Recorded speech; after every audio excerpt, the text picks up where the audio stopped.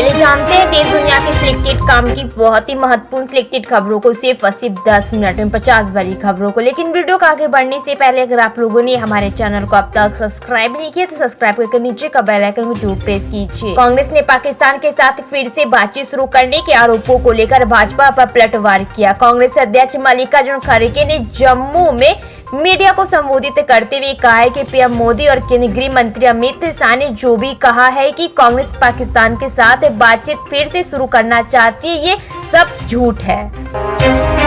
रेवाड़ी के मुख्य बाजार में आप प्रत्याशी सतीश यादव के समर्थन में सभा को संबोधित करने के लिए पंजाब के मुख्यमंत्री भगवंत मान पहुंचे। इस दौरान उन्हें सुनने के लिए बड़ी संख्या में लोगों की भीड़ बाजार पहुंची। कांग्रेस नेता राहुल गांधी ने अमेरिका में सिखों के लिए कही अपनी बातें पर भाजपा के हमलों का जवाब दिया है। उन्होंने भाजपा पर उनकी बातों को तोड़ मरोड़ कर पेश करने के आरोप लगाए। अमेरिका में दिए गए भाषण की एक विकल्प सोशल मीडिया पर शेयर करते हुए गांधी ने लिखा कि भाजपा अमेरिका में मेरी बातों को लेकर झूठ फैला रही है।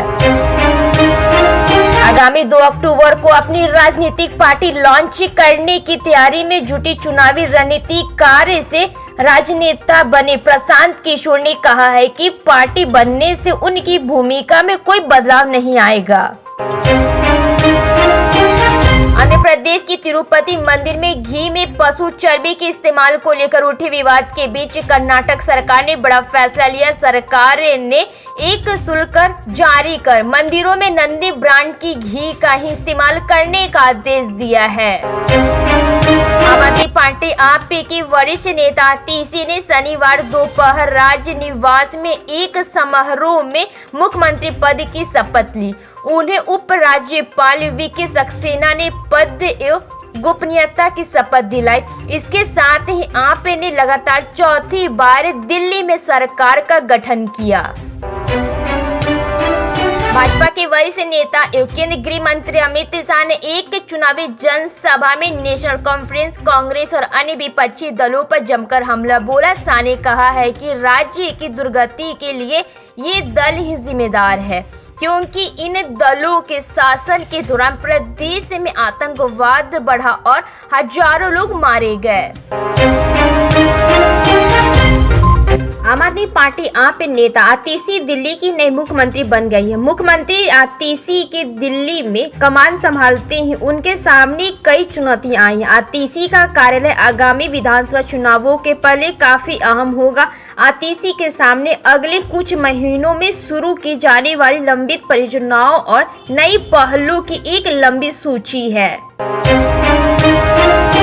मशहूर यूट्यूबर ध्रुव राठी पिता बन गए हैं। जी हाँ, शनिवार को ही शाम को उन्होंने अपने सभी फैंस को सोशल मीडिया पर जानकारी दी। उन्होंने बेबी बॉय की पहली तस्वीर भी अपने फैंस के साथ शेयर किए हैं। संसद भवन परिसर में एक कक्ष अजित पवार के नेतृत्व वाली राष्ट्रवादी कांग्रेस पार्टी को आवंटित किए जाने संबंधित विवाद के बीच लोकसभा सचिवालय ने स्पष्ट किया है कि यह कक्ष शरद पवार के नेतृत्व वाले गुट के लिए है।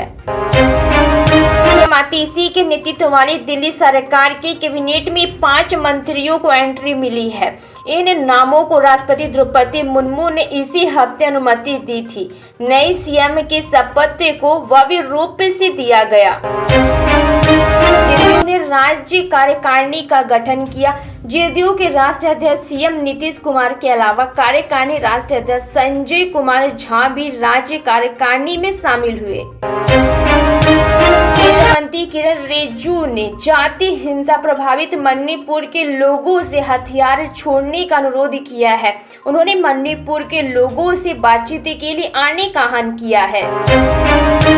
दिल्ली के नए सीएम के शपथ लेने के बाद मंत्रियों के विभागों का बंटवारा भी कर दिया गया है। खुद मुख्यमंत्री आतिशी अपने पास 13 विभाग रखेंगे। सीएम आतिशी के पास वित्त, ऊर्जा, शिक्षा, सर्विसेज, पानी समेत कुल 13 विभाग रहेंगे। मध्य प्रदेश के मुख्यमंत्री डॉक्टर मोहन यादव ने घोषणा की है कि राज्य में 46,451 नए पद भरे जाएंगे, जिससे स्वास्थ्य सेवाओं का विस्तार होगा। उन्होंने कहा है कि सरकार केरल की तर्ज पर मेडिकल टूरिज्म को विकसित करने की दिशा में कार्य योजना तैयार कर रही है। लेबनान की राजधानी बेरूत के उपनगर में हुई इजरायली हमले में मरने वाले की संख्या बढ़कर 31 हो गई है। मारे गए लोगों में 7 महिलाएं और 3 बच्चे भी हैं। इस हमले में 48 लोग घायल हुए हैं। प्रधानमंत्री आवास योजना के तहत सपनों का घर की चाहत रखने वाले उत्तर प्रदेश के लोगों को मुख्यमंत्री योगी आदित्यनाथ की सरकार ने बड़ा तोहफा दिया। खबर है कि योगी आदित्यनाथ की सरकार ने प्रधानमंत्री आवास योजना ग्रामीण की पात्रता शर्तों में बदलाव किया है। उत्तर प्रदेश में अब हर महीने 15,000 रुपए कमाने वाले भी पीएम आवास योजना का लाभ उठा सकेंगे। हालांकि अभी तक हर महीने 10,000 रुपए कमाने वालों को ही इसका लाभ दिया जाता था। दिल्ली के मुख्यमंत्री आतिशी ने शपथ ग्रहण के बाद प्रेस कॉन्फ्रेंस को संबोधित किया। इस दौरान उन्होंने केजरीवाल को धन्यवाद दिया। उन्होंने कहा है कि केजरीवाल ने मुझे दिल्ली के लोगों की देख रेख की जिम्मेदारी सौंपी है। महाराष्ट्र विधानसभा चुनाव नवंबर के पहले या दूसरे सप्ताह में होने की संभावना है। इससे बार के चुनावी दंगल में चाचा भतीजे आमने सामने होंगे, क्योंकि महाराष्ट्र नवनिर्माण सेना के राज ठाकरे आगामी विधानसभा चुनावों में बलि निर्मोचन क्षेत्र में अपने भतीजे आदित्य ठाकरे को चुनौती देने के लिए कमर कस रहे हैं। भारतीय जनता पार्टी भाजपा के वरिष्ठ नेता और प्रधानमंत्री नरेंद्र मोदी 26 सितंबर को नमो ऐप के जरिए मेरा बूथ सबसे मजबूत कार्यक्रम में संवाद करेंगे। प्रधानमंत्री ने इस कार्यक्रम के लिए पार्टी समर्थकों से सवाल और सुझाव मांगे हैं। केंद्रीय मंत्री एवं विधानसभा चुनाव प्रभारी शिवराज सिंह चौहान ने राज्य सरकार पर बड़ा हमला बोला। उन्होंने कहा है कि जाते जाते राज्य सरकार जनता को परेशान करने का हर तरीका अपना रही है। दिल्ली के नए मुख्यमंत्री के रूप में आतिशी को शपथ लेने के बाद पदभार संभाल लिया है। देश की राजधानी दिल्ली की आतिशी तीसरी महिला मुख्यमंत्री बन चुकी है। झारखंड विधानसभा चुनाव से पहले हेमंत सोरेन की सरकार ने सौगातों की बारिश कर दी। सरकारी कर्मचारियों को महंगाई भत्ता, पेंशन को महंगाई राहत, जल सहिया को मोबाइल फोन तो किसान को धान बेचने पर बोनस देने की भी घोषणा की है। दिल्ली के मुख्यमंत्री के रूप में कार्यभार संभालने के बाद अपने पहले भाषण में आतिशी ने अपनी गुरु और आम आदमी पार्टी के राष्ट्रीय संयोजक अरविंद केजरीवाल की तारीफ करते हुए कहा है कि अब उन्हें बस एक ही काम करना है, वह है केजरीवाल को फिर से सत्ता में लाना। जम्मू कश्मीर के चुनावी समर में पाकिस्तान को लेकर भी जमकर बयानबाजी हो रही है। भाजपा ने जहां कांग्रेस पर निशाना साधते हुए उसका और पाकिस्तान का एजेंडा एक होने का आरोप लगाया, तो वहीं कांग्रेस ने पलटवार करते हुए कहा है कि कभी बिरयानी खाने और उनसे गले मिलने नहीं गए।